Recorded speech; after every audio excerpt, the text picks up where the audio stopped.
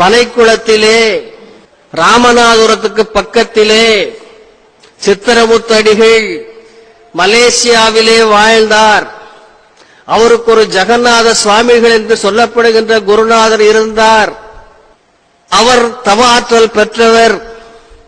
அப்படிப்பட்ட சித்திரமுத்து அடிகள் எனக்கு குருநாதராக கிடைக்க மாட்டாரா என்று ஏங்கி 1975ஆம் ஆண்டிலே தாய் வீட்டிலே நான் நுழைந்தேன். அப்படி நுழைந்த போது சித்திரமுத்து அடிகள் என்று சொல்லப்படுகின்ற அந்த மாபெரும் ஞானியினுடைய உள்ளத்திலே எனக்கு இடம் கிடைத்தது. எனக்கு தீட்சையும் அளித்தார். நான் ஏதோ 1994ஆம் ஆண்டு தமிழ்நாட்டிலே திருப்பூரிலே தாய் வீடு என்று வைத்து பிரார்த்தனை குழு என்று வைத்து 5 வருடம் ஒரு நாள் கூட விடாமல் பூஜைகளை செய்து வாரம் ஒரு முறை புதன்கிழமை அன்னதானம் செய்வோம்.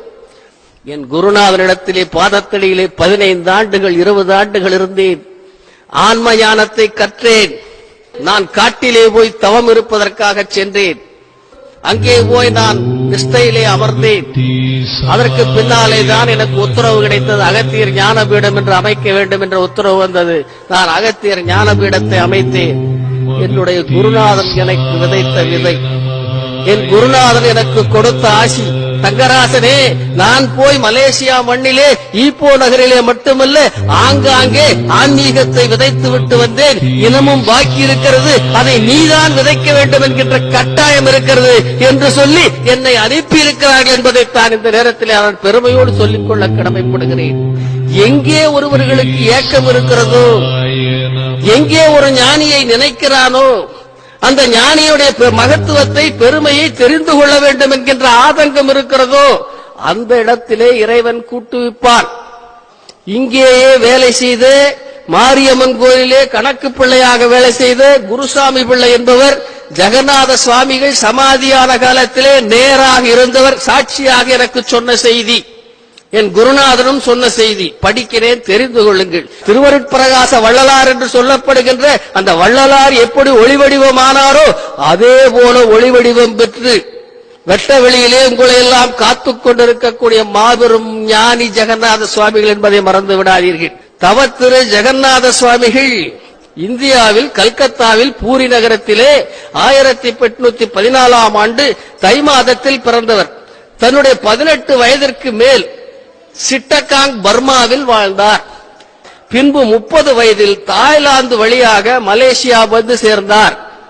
பின்பு மலேசியாவில் உள்ள சிற்றூராகிய அலோஸ்டாலில் லங்காவிலும் பேராடூலுக் ஆன் சனியிலும் அங்குள்ள மாட்டுப்பண்ணையில் பல ஆண்டுகள் தவம் செய்து இறுதியாக மலேசியாவில் உள்ள தாப்பா நகரில் உள்ள சீனத்து மயானம் அதன் அருகில் உள்ள அடர்ந்த காட்டில் 8 அடி குடிசையிட்டு 75 ஆண்டுகளாக தவ வாழ்க்கை வாழ்ந்தார்.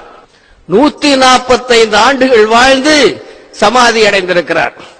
சுவாமிகளுக்கு 3 சீடர்கள். ஒருத்தர் வீமவர், சுமோடா நகரைச் சேர்ந்த இந்தோனேசியாவைச் சேர்ந்தவர். இன்னொருத்தர் சித்திரமுத்தடிகள், ஆத்மசாந்தி நிலையம், பறைக்குளம், ராமநாதபுரம். மூன்றாவது சத்யானந்தா, சுத்த சமாஜம், கோலாலம்பூர், மலேசியா. இந்த 3 பேர் தான் அவருடைய ஆத்மானந்த சீடர்கள். சுவாமிகளின் சீடர்களில் ஒருவரான தவத்திரு சித்திரமுத்தடிகள் 1951ஆம் வருடம் மலேசியாவில் பல ஆலயங்களில் மௌன விரதம் இருந்தாராம். அது சமயம் KS குருசாமி பிள்ளை என்பவர் தைப்பிங் மலேசியாவில் உள்ள மாரியம்மன் கோவிலில் கணக்கு வேலை பார்த்து வந்தார். இவருக்கு தவத்திரு சித்திரமுத்தடிகளுக்கு பணிவிடை செய்யும் பாக்கியம் கிடைத்தது. அப்போதுதான் குருநாதர் ஜெகநாத சுவாமிகளின் உபதேசத்தின் மூலம் உண்மைகளை உணர்ந்து துறவு பூண்ட விவரம் தெரிவித்தார். ஜெகநாத சுவாமிகளுடைய மகத்துவத்தினால்தான் துறவரம் பூண்டேன். தவத்திரு ஜெகநாத சுவாமிகளை சந்திக்க ஆவல் கொண்டு 1951ஆம் ஆண்டு செப்டம்பர் மாதம் தாப்பா நகருக்கு சுவாமிகளை தேடிச் சென்றார் குருசாமி பிள்ளை. அங்குள்ள தம் நண்பர் செல்லையா என்பவரை விசாரித்த போது, நானும் 20 வருஷமா பாக்குறேன், நீங்க தேடி வர்ற மாதிரி சாமி ஒருத்தரும் இல்ல, அப்படி ஒரு ஆசிரமம் ஒண்ணும் இல்ல என்று சொல்லி அவர் சொல்லிட்டார். உடனே கையில வச்சிருந்த ஒரு படத்தை எடுத்து காமிச்சு, இந்த சாமியை தான் நான் தேடி வந்தேன்னு சொல்ல, உடனே கோவணத்துடன் ரோட்ல கட்டிட்டு தன்னந்தனியா திரிஞ்சிட்டு பித்தனை போல திரிஞ்சிட்டு இருப்பானே, அவனையா நீ பார்க்க வந்த என்று சொல்லி அவர் சொல்லி இருக்கிறார். அந்த மயான காட்டுல போய் உள்ள நுழைஞ்சு சாமிகளை போய் வணங்கி கையெடுத்து கும்பிட்ட உடனே சாமிகள் சொல்லறான், முதல்ல பைத்தியகாரன் பித்தன் என்று சொன்னான் இல்லையா, அவனை போய் வணங்குன்னு சொன்னாராம். உடனே வியப்பா இருந்துதான், ஆச்சரியமா இருந்துச்சான். என்னடா நடந்த சம்பவத்தை சாமி அப்படியே சொல்றாரு என்று சொல்லி அப்ப சாமி உட்கார்ந்த மேசையில உள்ள போய் உட்கார வச்சாராம். உட்கார்ந்த உடனே கொஞ்ச நேரத்துல ஒரு பெரிய நாகப்பாம்பு அந்த கூரையிலிருந்து மேல தொங்குச்சான் பெரிய சத்தத்தோட. உடனே பயந்து அரண்டு போய் பக்கத்துல சாமியை கட்டி பிடிக்கலான்னு பார்த்தா சாமியை காணுமா. அந்த அதிர்ச்சி தீர்ந்த உடனே பார்த்தாக்க சாமி பக்கத்துல இருந்தாரா, அந்த நம்ம பாம்பு மறுபடியும் மேல போயிருச்சான். அப்போ சுவாமிகள் கோவணத்தோடு மட்டும் இருந்தார்கள். குளிர் அதிகமாக இருந்ததால் வேட்டி தயாரித்து தரலாமா என்று கேட்டேன். கோவணத்தின் ரகசியத்தை பின்னால் தெரிந்து கொள்ளுவா என்று சுவாமிகள் தான் வைத்திருந்த மாற்று கோவணத்தில் ஒன்றை குருசாமி பிள்ளைக்கும் கட்டிவிட்டார். கோவணம் ஒன்றை கொடுத்து இதை எப்போதும் நல்ல இடத்தில் வைத்துக்கொள் என்று சொன்னார்கள். சுவாமிகள் விபூதி பூசுவதில்லை. மலேசியாவில் பல உருவத்தில் பல ஊர்களில் எந்த வாகனத்திலும் செல்லாது அங்கங்கே காட்சி கொடுத்திருக்கிறார்கள். இருந்த இடத்திலே இருந்து எல்லா பக்கமும் காட்சி கொடுத்திருக்கிறார்கள். குருசாமி பிள்ளை அவர்கள் 1953ஆம் ஆண்டு தாப்பாவிற்கு சுவாமியை பார்க்க சென்றார். அப்போது சுவாமிகளின் இரண்டாவது சீடர் தவத்திரு சித்திரமுத்தடிகள் லங்கை நாட்டிலே தங்கியிருந்தார். இவர் இங்கிருந்துட்டு அங்க லங்கையில யோகசாமின்னு ஒருத்தர் இருப்பான், அவனுக்கு ஒரு கடிதத்தை எழுதி கொண்டு போய் கொடு அப்படின்னு சொல்ல. இவர் எந்த நாட்டுக்கும் போனதில்லை. ஜெகநாத சுவாமிகள் சித்திரமுத்தடிகளும் குருநாதர் உத்தரவிட்டுட்டாரே லங்கையில தேடி இருக்காரு.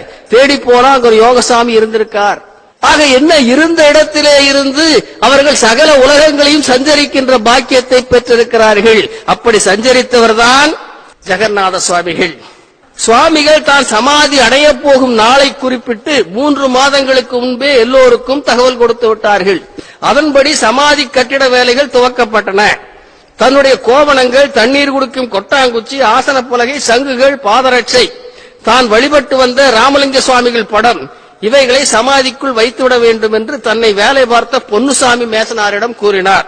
தான் சமாதியாகும் அந்த நாளில் தனது சீடரான சத்யானந்தா அவர்களையும் வரும்படி கட்டளையிட்டார். அதன்படி 21/1/1959 வருடம் தைப்பூசம் அன்று இரவு 4:30 மணிக்கு பூரண சமாதி அடைந்தார். சமாதி அடையும் போது எங்கும் ஒரே ஜோதிமயமாக இருந்த காட்சியை நேரில் கண்டார்கள். இதுதான் அவருடைய சரித்திரம். அற்புதமான மேதை ஜெகநாத சுவாமிகள். ஆக அப்படிப்பட்ட மகான் வாழ்ந்திருக்கிறார்.